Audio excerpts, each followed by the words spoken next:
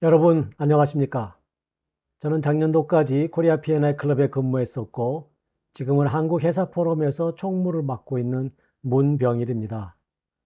저는 오늘 이 시간을 빌어 우리가 왜 선조책임제한 협약에 서둘러서 가입하지 않으면 안 되는가에 관해서 여러분과 함께 공감하고자 합니다. 그러면 자료를 공유하도록 하겠습니다.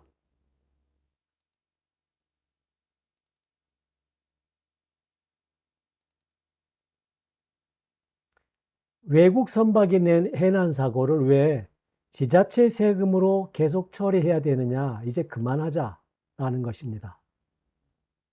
그렇게 하려면 선주 책임자인 협약에 가입해야 되는데 협약 가입의 효과, 그리고 어떤 협약에 가입할 것인지, 어떻게 국내법화할 것인지, 더불어서 펀드를 조성해서 선주 책임자한 제도 때문에 보상을 다 받지 못하는 오염 손해 피해자에게 보상을 보충해 주자, 이러한 순서로 말씀드리겠습니다. 먼저 리나오 사건을 예로 들어보겠습니다. 리나오는 2011년도에 뉴질랜드에서 좌초하였습니다. 3,400 TU급 컨테이너 선박이고 라이베리아 국적입니다. 나중에 리나오는 선박에 두동강이 나면서 선박은 침몰했고 본선에 있던 많은 컨테이너 박스와 벙커가 유출되었습니다. 이 사고에서 발생한 손해와 비용을 당시에 무려 4억 5천만 불로 추정했습니다. 우리나라 돈으로는 5,200억 원에 해당되는 것입니다. 만약 이 사고가 우리나라에서 발생했으면 어떻게 됩니까? 대형 사고이니까 손주 책임 제한을 생각해 봐야 되고, 리나호는 라이베리아 선박이니까 국제사법을 가면 국제사법 60조에서는 선주 책임 제한은 선적국법에 따른다라고 되어 있습니다. 라이베리아는 76년 협약 취약국입니다. 유보조항 없이 가입했는데요. 그래서 침몰선 제거 비용이나 벙커 제거 비용 모두가 책임 제한 대상이 됩니다. 그런데 우리나라 유배법에서는 우리나라 영역에서 발생한 오염 손해에 대해서는 상법에 따라 책임 제한한다고 규정하고 있습니다. 따라서 즉 오염 손해는 책임 제한에 관해서 중고법을 상법으로 한다라고 특정하고 있는 것입니다. 우리 상법은 유출된 벙커를 제거하는 비용은 책임 제한하지 못한다라고 규정합니다.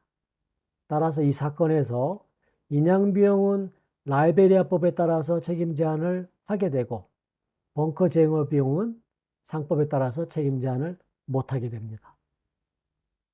리나호에 적용해 보면 벙커 제거 비용이나 클린업 비용은 모두 책임 제한을 못하니까 P&I가 커버를 하고 침몰선 제거 비용이나 컨테이너 제거 비용은 책임 제한을 하게 되니까 전부 납세자의 비용이 되는 것입니다. 4억 5천만 불 가운데 무려 3억 불을 세금으로 처리해야만 하는 것입니다. 말도 안 되지 않습니까? 이렇게 되는 것은 리나호가 라이베리안 선박이고 우리 국제사법은 선적국법주의를 택하고 있고 우리가 협약에 가입하고 있지 않아서 그렇게 된 것입니다. 우리나라 수출입 화물의 약 81%가 외국적 선박으로 수송되고 있습니다. 전 세계 약 55% 선박이 편의취적국 선박입니다. 따라서 우리나라 연안에서 사고 내는 선박은 편의취적선일 가능성이 매우 높습니다. 편의취적선이 사고 내면 선적국법이 적용돼서 침몰선 인양 비용도 책임 제한 대상이 되고 결국은 대형 해난 사고를 만나면 지자체 비용, 세금으로 처리해야만 된다는 것입니다. 아주 부당하죠. 바닷가에 거주하는 선량한 오염 피해자가 선주 책임 제한 제도로 인해서 다 보상받지 못합니다. 부당하죠. 선주 입장에 생각하더라도 선주 책임 제한 제도가 있는데 불구하고 협약에 가입해 있지 않기 때문에 국제적인 중복 청구가 허용되고 선박 가압류가 중복적으로 허용됩니다. 따라서 선주 책임 제한 제도가 있으나 마나하게 되는 것입니다. 부적절하죠. 그런데 왜 지금까지는 협약을 가입하지 않고 있었느냐?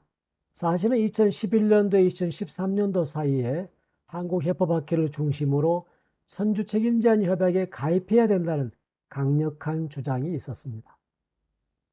그런데 당시에 우리 선주단체들이 가입을 반대했습니다. 왜냐하면 2008년도부터 시작된 해운 불황이 더욱 심해지고 있었죠. 그래서 그러한 상황에서 선주 책임 한도액을 인상하자는 것은 시기적으로 부적절하다. 또한 보험료가 올라갈 것인데 보험료 인상은 당시에 이자도 벌고 있지 못하는 선주에게 부담이 과중한 것이어서 역시 걱정된다. 또한 코리아 P&I 클럽과 같은 국내의 선주 배상 책임 보험자가 재보험을 다룰 때도 불리한 면이 생길 것이다. 이러한 걱정이 있었던 것입니다. 그런데 지금 왜 가입하자고 하느냐? 1976년 협약에 96년 의정서 또 2012년 어멘드먼트가 이미 발효했습니다. 그런데 톤수 기준으로 전 세계 선박의 69%인 63개국에서 96년 의정서에 가입해 있습니다. 이러한 상황에서 우리나라만 선주 책임 한도액을 인상하지 말자고 하는 것은 해운 기업의 이익만 추구한다는 비난을 받게 됩니다. 실익도 없으면서. 또한 선주 책임 한도액이 인플레이션 대비 터무니없이 낮을 경우에는 법적 해결보다는 집단 행동에 호소할 우려가 있는 것입니다. 선량한 어민의 오염 손해나 항만 당국의 부도 손해 등에 대해서 보상액을 정액해 줄 필요도 있습니다. 지자체 세금으로 침몰수를 인양하는 불합리한 상황은 이제 그만둬야 되는 것입니다.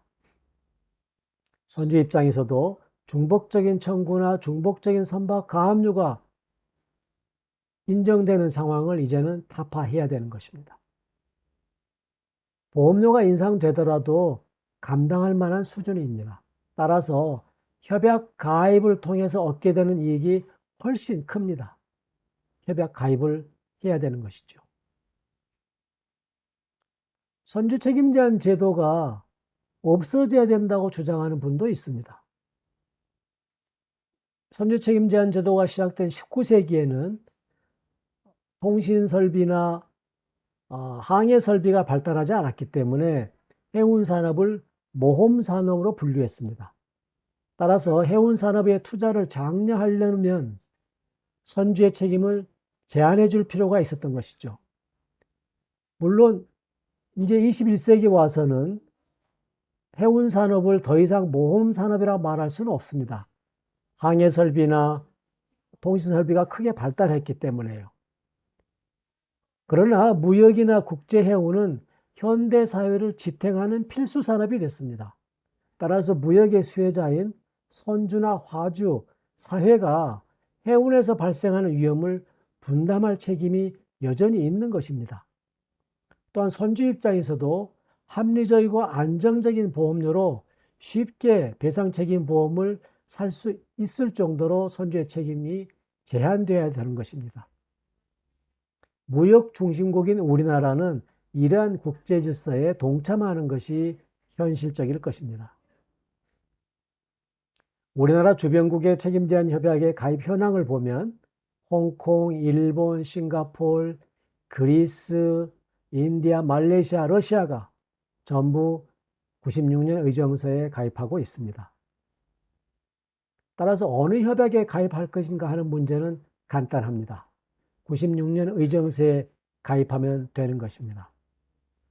우리가 필요에 의해서 협약에 가입하고자 하면서 45년 전 협약인 76년 협약에 가입하고자 하면 너무 옹색하죠. 이미 쌍법이 76년 협약을 편입해 있기 때문에 선주의 책임 한도액이 증가된 96년 의정서에 가입하는 것이 국제적인 합의나 추세에 부합하는 것일 겁니다. 오염 피해자 등 선량한 피해자에 대한 보상액을 증대한 그러려면 96년 의정서가 되어야 되는 것이죠. 일본, 홍콩, 싱가포르 등이 이미 가입을 해서 96년 의정서가 주류협약이 됐고, 이러한 주류협약에 가입해야만 중복적 청구나 중복적 선박 가압류를 회피하는 효과도 늘어나는 것입니다. 그러면 이 협약을 어떻게 국내법화할 것이냐? 우리 헌법 6조에서는 헌법에 의하여 체결된 조약은 국내법과 같은 효력을 가진다라고 규정합니다. 따라서 96년 의정서에 가입하기만 하면 됩니다. 그런데 76년 조약과 96년 의정서를 동시에 가입할 것이냐? 가입하면 한국 선주에 대한 중복적 청구 위험이 더 감소되죠. 그러나 두 개 협약을 동시에 가입하면 중거법 분쟁이 발생할 것이니까 96년 의정서만 가입하는 것이 바람직할 것입니다.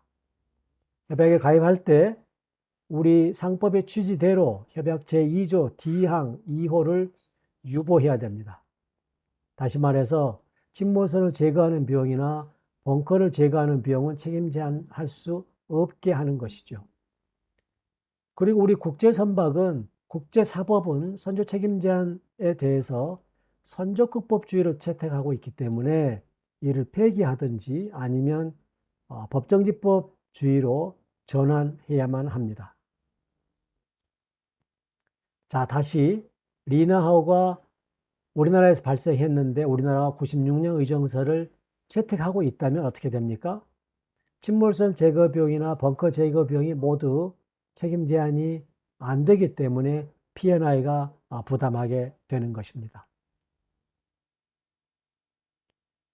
자, 이제 선조 책임 제한 협약을 가입하고 추가로 펀드를 조성해야 됩니다. 왜냐하면 바닷가에서 생업이나 사업을 하는 사람은 책임 제한 제도에 동의한 적도 없고 이를 용인한 적도 없는데 책임을 분담하라고 하는 것은 부당하기 때문에 그렇습니다. 그래서 펀드를 조성해서 선조 책임 제한 제도 때문에 보상을 다 받지 못한 오염 피해자에게 펀드에서 보충적으로 보상하자는 것입니다. 그런데 펀드를 누가 조성할 것이냐? 저는 카나다의 소프가 좋은 사례라고 생각합니다. 소프는 IOPC 펀드에서 펀드를 조성하는 방식으로 국내 석유 수출업자가 조성합니다. 이 펀드를 연료유 오염 손해를 충분히 보상받지 못한 오염 피해자에게 추가로 보충해서 보상하는 것입니다. 저는 오늘 왜 우리가 선조 책임 제한 협약에 가입을 서둘러야 하는지 말씀드렸습니다. 마치기 전에 석광현 교수님은 국제사법 해설에서 조약 가입의 소극적인 태도를 유지하는 한 우리나라의 해상법은 진정한 국제해상법이라고 하기는 어렵다. 이렇게 지적하셨습니다. 우리가 선조 책임 제한 법제를 업데이트하기 전에 리나하우 같은 사고가 우리나라 영해에서 발생하면 처리 비용의 대부분을 세금으로 부담해야 할 것입니다. 그럴 경우에 해상법을 공부하는 우리는 얼마나 부끄럽겠습니까? 이것으로 오늘 발표를 마치겠습니다. 고맙습니다.